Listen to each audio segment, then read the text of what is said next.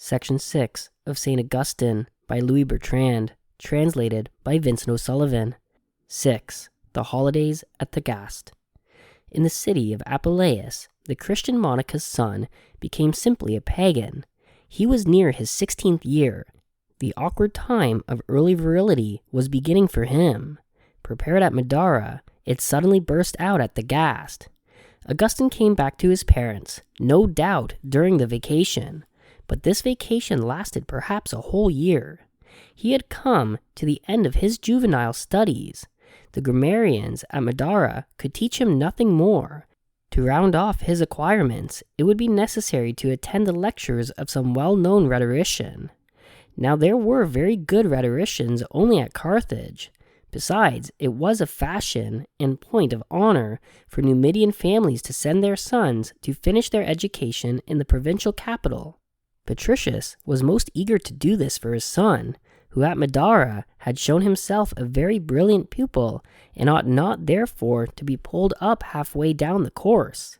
But the life of a student cost a good deal, and Patricius had no money.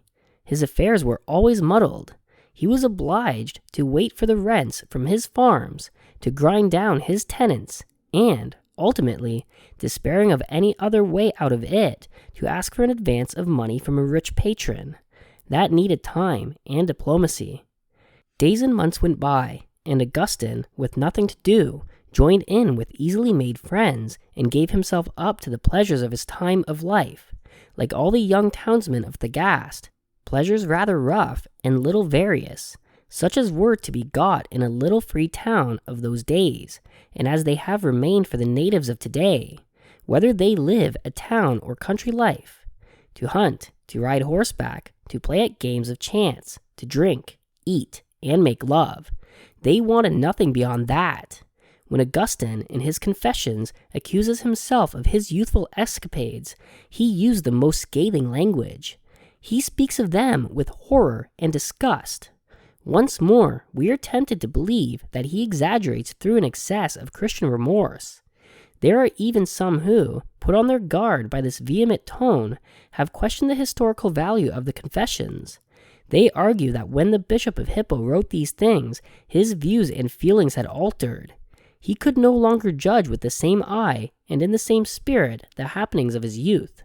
All this is only too certain. When he wrote, it was as a Christian he judged himself, and not as a cold historian who refuses to go beyond the brutal fact. He tried to unravel the origin and to trace the consequences of the humblest of his actions, because this is of the highest importance for salvation. But however severe his judgment may be, it does not impair the reality of the fact itself.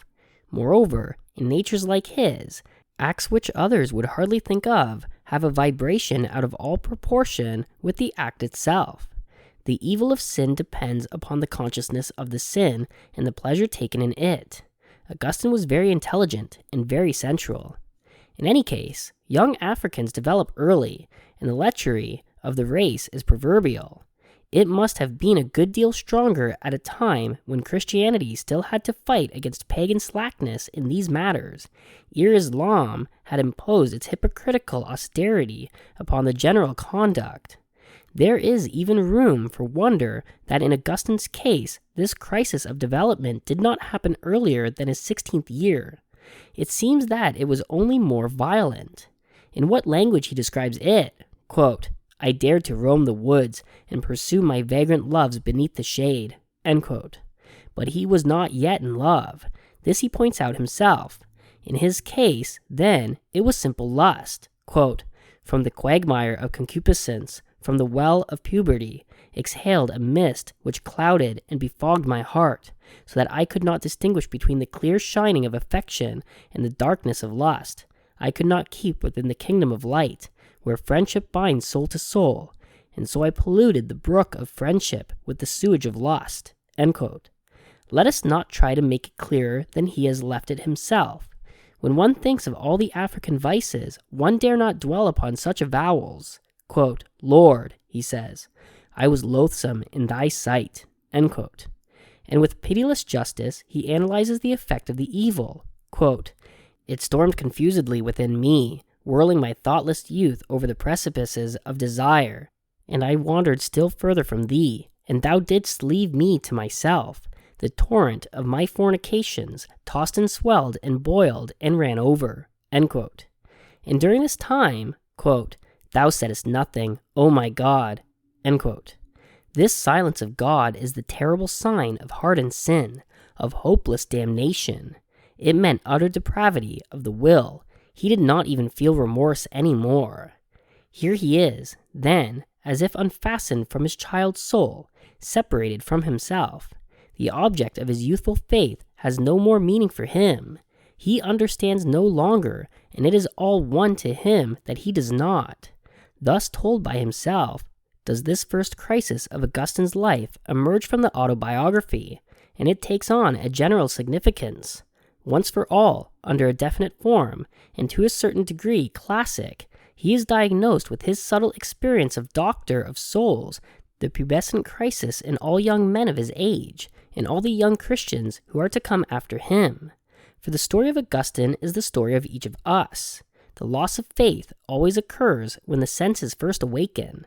At this critical moment, when nature claims us for her service, the consciousness of spiritual things is, in most cases, either eclipsed or totally destroyed. The gradual usage to the brutalities of the instinct ends by killing the sensitiveness of the inward feelings. It is not reason which turns the young man from God, it is the flesh. Skepticism but provides him with excuses for the new life he is leading.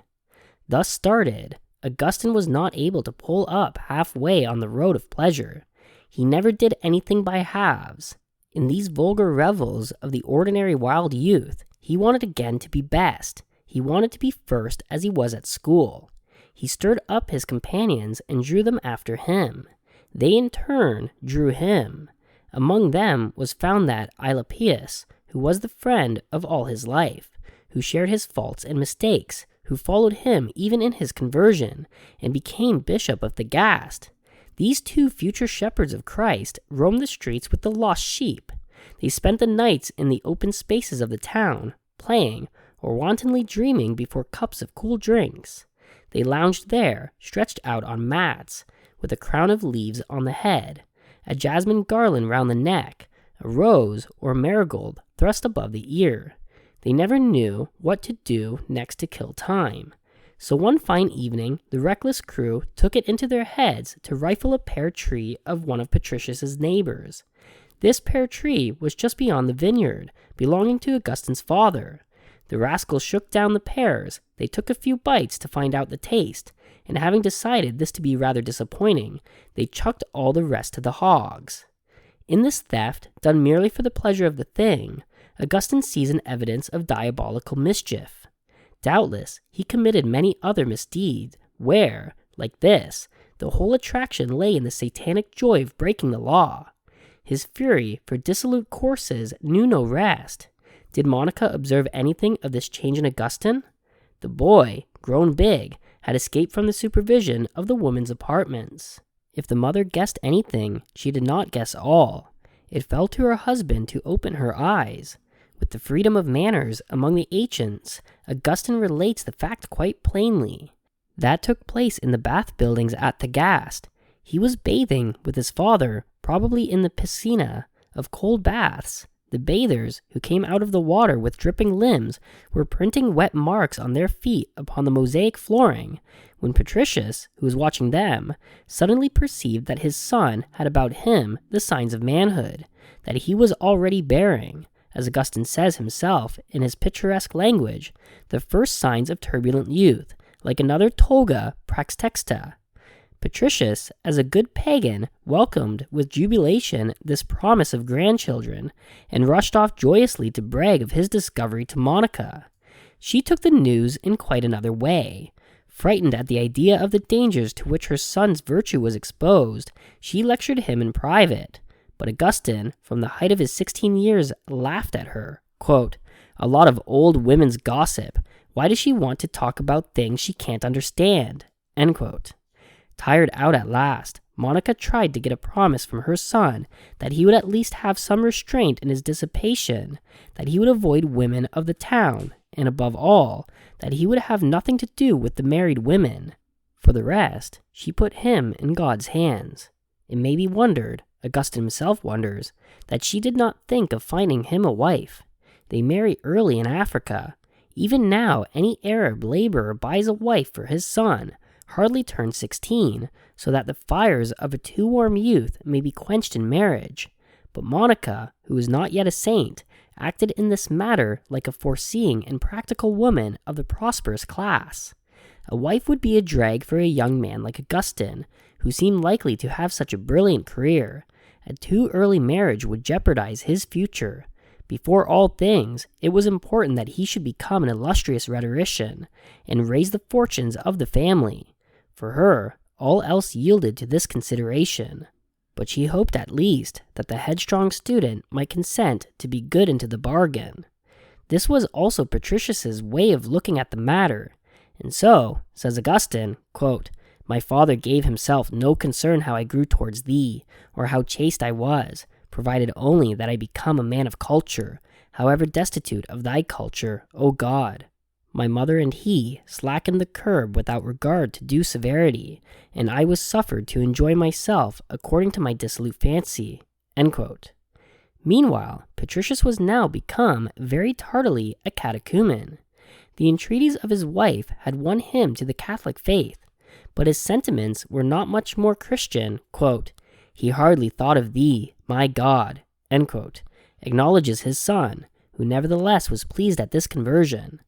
If Patricius decided to get converted, it was probably from political reasons. Since the death of Julian the Apostate, paganism appeared finally conquered. The Emperor Valentinianus had just proclaimed heavy penalties against night sacrifices. In Africa, the Count Romanus persecuted the Donatists. All the Christians in Thagaste were Catholic. What was the good of keeping up with a useful and dangerous resistance? Perhaps the end of Patricius, which was near, was as edifying as Monica could wish, but at all events, at the present moment, he was not the man to interfere with Augustin's pleasures. He only thought of the eventual fortune of the young man. Alone, Monica might have had some influence on him, and she herself was fascinated by his future career in the world. Perhaps, to quiet her conscience, she said to herself that this frivolous education would be more or less of a help to her son towards bringing him back to God, that a day would come when the famous rhetorician would plead the cause of Christ. Scandalized though she might be at his conduct, it is however apparent that it was about this time she began to get fonder of him, to worry over him as her favorite child. But it was not till much later that the union between mother and son became quite complete. Too many old customs still remained, preventing close intercourse between the men and women of a family, and it will hardly do to picture such intimacy from the intimacy which may exist between a mother and son of our own time. There was none of the spoiling, or indulgence, or culpable weakness which enervates maternal tenderness and makes it injurious to the energy of a manly character. Monica was severe and a little rough.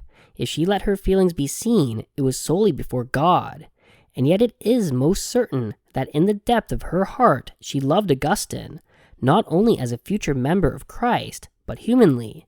As a woman frustrated of love in a badly assorted marriage may spend her love on her child.